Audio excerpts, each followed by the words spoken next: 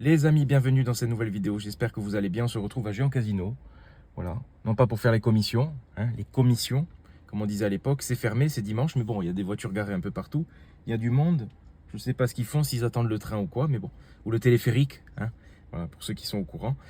Aujourd'hui, on va parler de la Peugeot 208 GTI et de la Clio RS. J'avais envie de vous donner mon avis entre ces deux voitures, puisque j'ai eu ces deux voitures. Enfin, j'ai la Peugeot 208 GTI.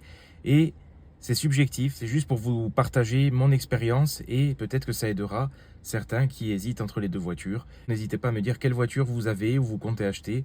Voilà, si vous hésitez entre les deux. N'hésitez pas à me donner votre expérience en commentaire. Ceux qui ne savent pas, j'ai la Peugeot 208 GTI. On se retrouve à bord.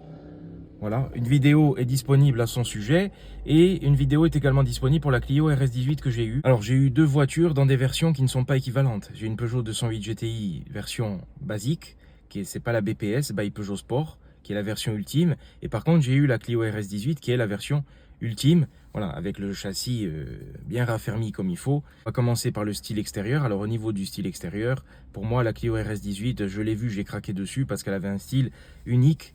Jaune Sirius mélangé au noir profond, comme ils appellent cette couleur. Donc vraiment, elle était sublime.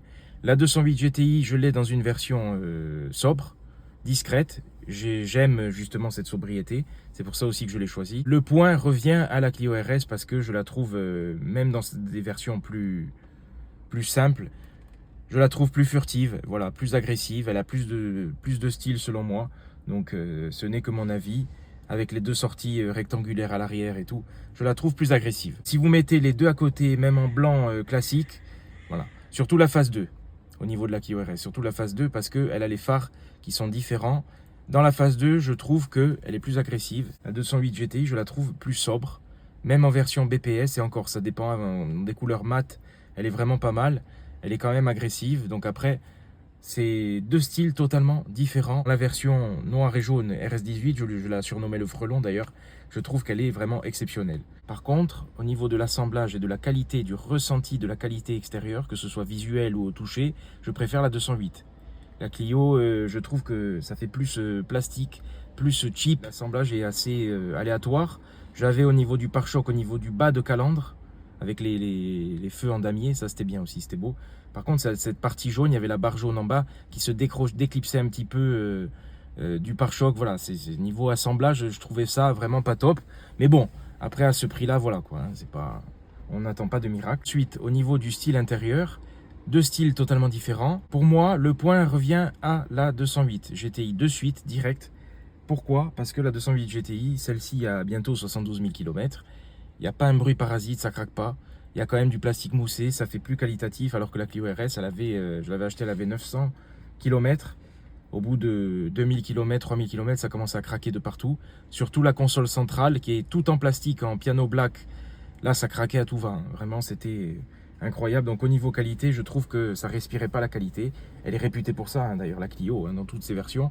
Donc franchement, je préfère la 208 GTI qui fait tout de suite plus cossu au niveau de l'intérieur. Alors après, bon, c'est un peu biscornu et puis il y a l'histoire du petit volant et du compteur surélevé.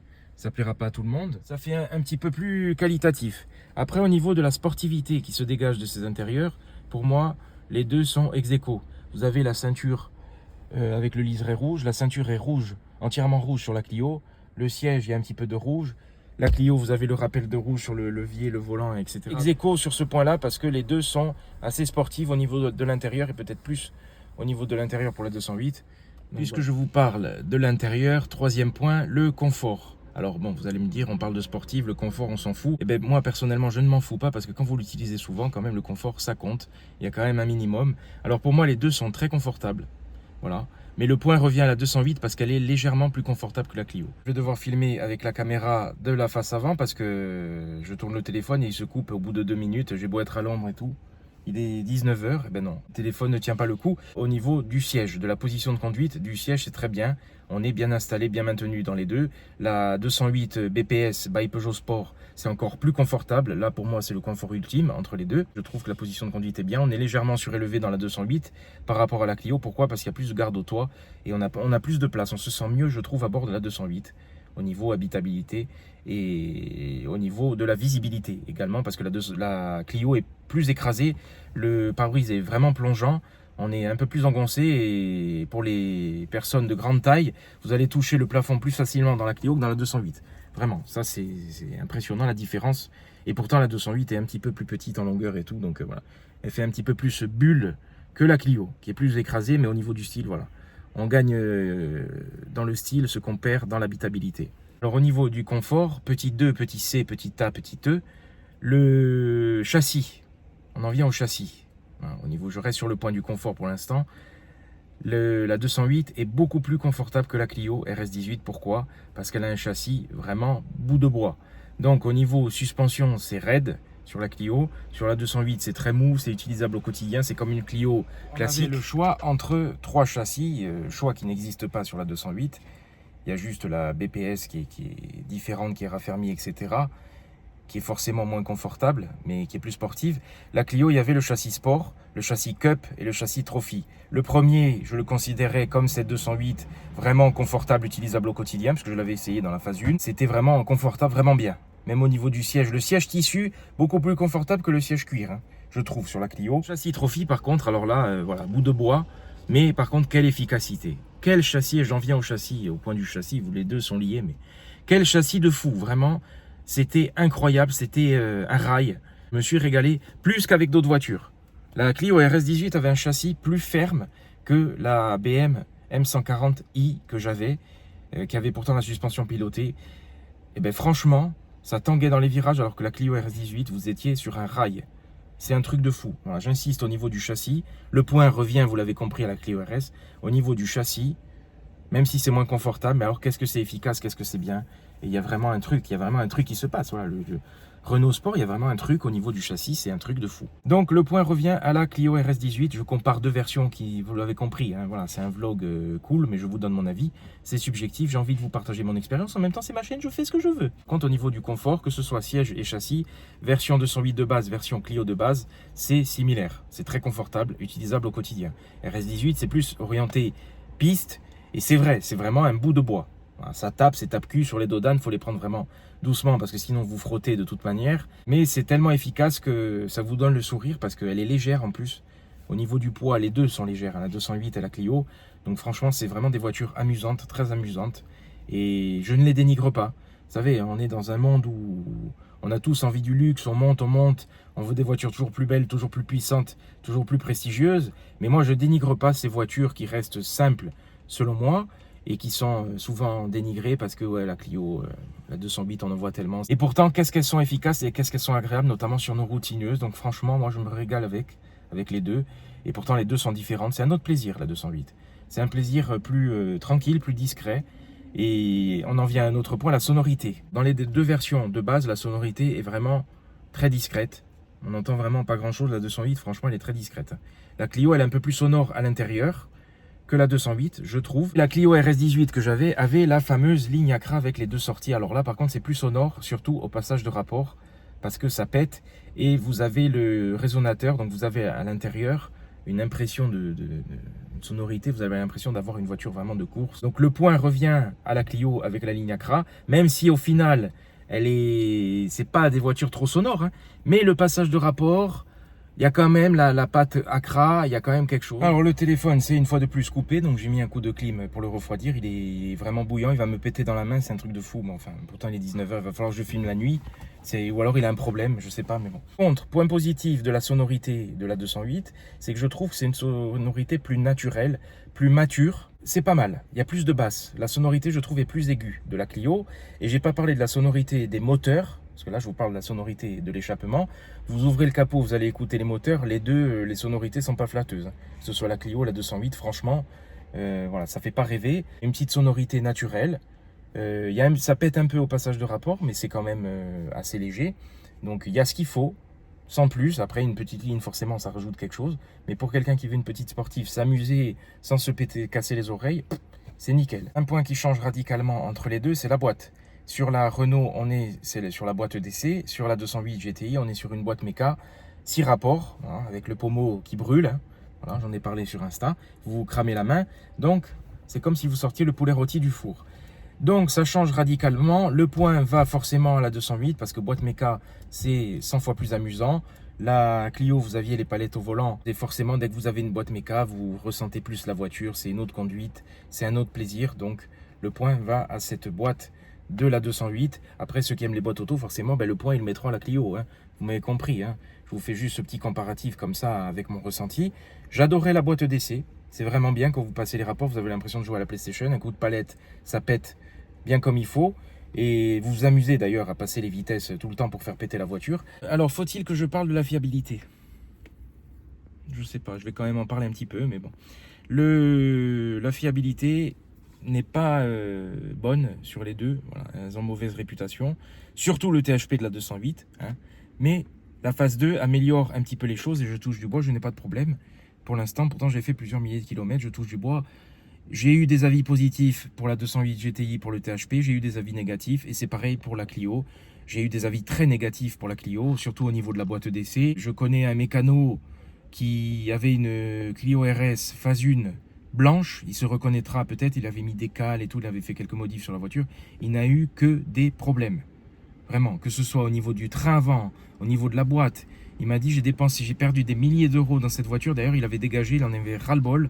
Il avait pris un Berlingo à la place, je crois, ou un partenaire, enfin bon. Il en avait ras-le-bol de la Clio. Donc, j'ai eu des retours négatifs sur la Clio. J'ai eu des retours négatifs sur la 208 et positifs également. Donc ça, c'est propre à chacun, vraiment. Mais en tout cas, il y a des problèmes de fiabilité. Hein. Je veux dire, voilà, elles ne sont pas blanc-seing, loin de là. Moi, j'avais eu des problèmes sur le train avant. Voilà, il y avait un clac quand vous étiez en butée. Je sais plus ce que c'était, je vous l'écrirai si ça me revient. C'était rien de grave. Sur la 208, c'est les coupelles qui sont fragiles. Quentin, je te resalue. Monsieur Giant Ajaccio, Monsieur Vélo. Le capot, il était tordu. Pourquoi? Sur la Clio. Hein. Pourquoi? Parce qu'il n'y a qu'un vérin. Donc le vérin pousse d'un côté, résiste d'un côté. Et du coup, ça vous tord le capot. Alors après, il y a des petites vis. Il y a les petits patins. Vous pouvez régler la hauteur. Enfin voilà. C'est moyen. Très ex-aequo sur ce point-là. Parce que franchement, bon... Voilà. Faut prier. Hein. Je suis pas encore vraiment dans la réserve, ça c'est pas encore le Akram Lifestyle. Hein. Lui il est vraiment à sec. Fiabilité mi-poire, mi-banane, vous l'aurez compris sur les deux modèles. Ensuite, le plaisir de conduite, le toucher de route. Les deux sont très agréables, vraiment. Il y a une différence. La Clio RS18, comme je vous dis, pour moi c'est le truc ultime parce qu'il y a un châssis de fou. Il y avait quelques remontées de couple dans le volant, je m'en souviens. Mais sinon, au niveau tenue de route, c'était impeccable.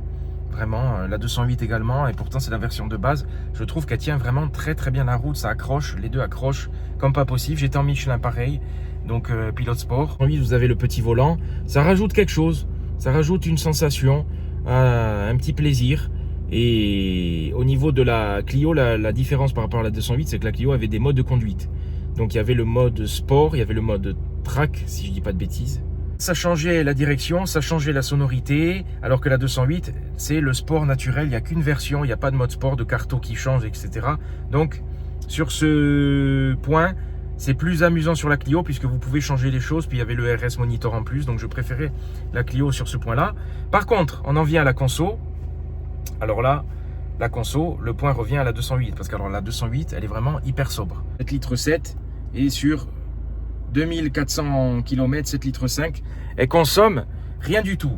Alors que la Clio, j'étais à 11 litres en tapant dedans. J'étais tout le temps en mode sport, faut dire. Hein. Bon, en mode normal, j'étais descendu à 9 litres. Mais franchement, ouais, 9 litres, voire un peu plus, j'ai jamais fait moins. Hein. C'est un truc de fou. Bon, après, j'étais tout le temps à la faire péter et tout, donc je conduisais différemment. La 208 amène une conduite un petit peu plus calme dans cette version de base. La BPS, c'est un petit peu différent. Bon point, comme quoi le THP, il n'a pas que du mauvais, hein, j'allais dire. Mais voilà, c'est vraiment incroyable. Il y a des différences, 220 chevaux pour la Clio RS, 208 pour la 208. Voilà, c'est facile à retenir. Dans cette version, 300 Nm de coup pour la 208, un petit peu moins pour la Clio, je crois que c'est 280 Newton ou 260. Et alors on sent cette différence à la conduite. Je trouve qu'on la sent. 0 à 100, on est à peu près pareil. Hein, 6 secondes 5. Les deux ont un turbo, vous l'aurez compris. Mais la 208 a plus cet effet on-off.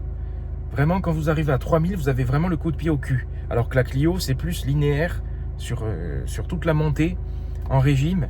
Vous n'avez pas de coup de pied au cul avec la Clio. Ça accélère, mais c'est très linéaire. La 208, il y a un petit creux au début. Et à 3000, vous avez le coup de pied au cul et là, ça part.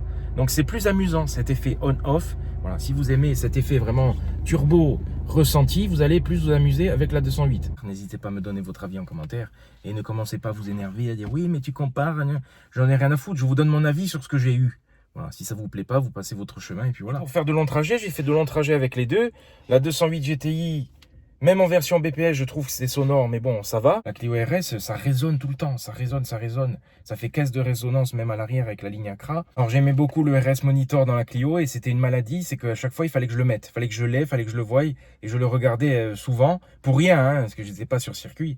Mais je trouvais ça vraiment amusant d'avoir ça dans la voiture et tout. Donc, en plus je l'avais acheté, je savais même pas qu'elle avait l'option RS Monitor et je l'avais découvert après, donc j'étais vraiment content. Il me manquait que le son Bose dans la voiture, mais ça je m'en foutais complètement puisqu'il y avait la ligne Acra et je mettais jamais la radio, enfin voilà quoi. 208 plus habitable, plus mature, je trouve qu'elle fait plus mûre, plus qualitative, un petit peu plus chic aussi je trouve. Clio fait plus cheap au niveau des plastiques, plus moins qualitative, voilà. Alors une différence également, c'est que la 208 est 3 portes alors que la Clio est 5 portes, mais les poignées sont masquées. Et donc quand vous voyez la ligne, on pourrait se dire que c'est une 3 portes. Voilà, ça fait plus fluide et la ligne est très fluide, très élégante. Ça, je la trouve très très belle au niveau du dessin, la Clio. Vraiment, avec les feux de la phase 2, les feux LED qui éclairaient très très bien. Vraiment, c'est top. La 208 GTI éclaire très bien. Par contre, pareil, je reviens à la qualité. La Clio RS, je me souviens, et pourtant elle était neuve, comme je vous dis. Le Komodo, mais alors vous aviez le Komodo en plastique, vous aviez des phares, le Komodo des phares, vous aviez l'impression qu'il allait vous rester dans la main. Et je m'en souviens que des fois, je mettais en mode plein phare, il repassait en croisement. Le Komodo ne se bloquait pas tellement c'était plastique cheap. Et c'était vraiment pénible, quoi. Je veux dire, une voiture neuve, d'avoir ça comme problème, vous vous dites vraiment la qualité est négligée dans la Clio, vraiment. Il y a un accoudoir, donc ça c'est vraiment bien de pouvoir poser son bras. Voilà. Pour voyager, pour rouler et tout, c'est plus... elle s'y prête plus, je trouve, que la Clio. N'hésitez pas à me partager le vôtre en commentaire. Sans vous énerver, je ne veux pas lancer la bagarre Clio RS 208 GTI. On aime les sportives. Pour moi, on est une grande famille. Je ne fais pas la différence entre les deux parce que propre à chacun de faire son choix et chacun a sa préférence, hein, dans son cœur. Il y a les fans de Renault Sport, les fans de Peugeot Sport et je n'ai pas parlé de la Fiesta ST, de la Polo GTI, etc. Voilà, je ne vous ai pas donné mon avis sur ces autres voitures parce que pour moi, c'est des outsiders, les deux vraiment françaises. Je voulais faire vraiment cette vidéo sur les deux françaises. Alors, j'ai pas compté les points et vous pouvez le faire, mais je le compterai pas parce que pour moi, je les mettrai ex aequo parce que c'est deux salles, deux ambiances vraiment différentes. Présentez-vous avec votre voiture, si vous avez une Clio, si vous avez une 208. J'ai pas parlé de la Clio 3, etc. Là, je reste sur la 208 GTI et la Clio RS, dernière version, la 4e. La conso de la 208, c'est un truc de fou. Vous avez une sportive et vous vous ruinez pas. On ne se ruine pas avec ces voitures. Au niveau entretien, j'en ai pas parlé, mais je me suis pas ruiné avec la Clio et je me suis pas ruiné avec la 208. Alors par contre, oui, je me suis ruiné avec la Clio en assurance. Pourquoi? Parce que, alors là aussi, jamais compris ceux qui disent combien tu payes d'assurance en vidéo, c'est propre à chacun. Est-ce que vous mettez en touriste, est-ce que vous mettez au tiers, est-ce que vous mettez en bonus, ça dépend de votre âge, ça dépend de votre région, ça dépend de plein de choses. La Clio RS par contre, je m'étais fait massacrer en assurance. Pourquoi? Parce que c'est au niveau des statistiques, c'est une voiture qui est beaucoup volée et il m'avait dit que elle était mal classée, on va dire, donc forcément vous payez plus. Voilà. Elle a déjà un malus d'origine parce que de par sa réputation. La 208, oui, me revient beaucoup moins cher en assurance et en conso. Donc, franchement, rien à dire. Ah, ça pète, mais c'est très discret. Hein, vraiment, ça fait pas de mal, quoi. C'était la belle époque. Hein, voilà, dans tous les cas, nostalgie pour les deux parce que c'est révolu, en neuf du moins, et quel dommage. Quel dommage. Ils auraient sorti la Clio 5 en version RS. Elle est magnifique, cette Clio 5. Vraiment, elle aurait fait un tabac. Et la 208 aussi, la dernière 208, qu'est-ce qu'elle est belle. Vous imaginez en RS, qu'est-ce que ça aurait été bien, mais alors franchement, bon, je pense qu'elles auraient été fappées, etc. malheureusement. Mais bon, on aurait apprécié quand même. Quel dommage, quelle époque de merde.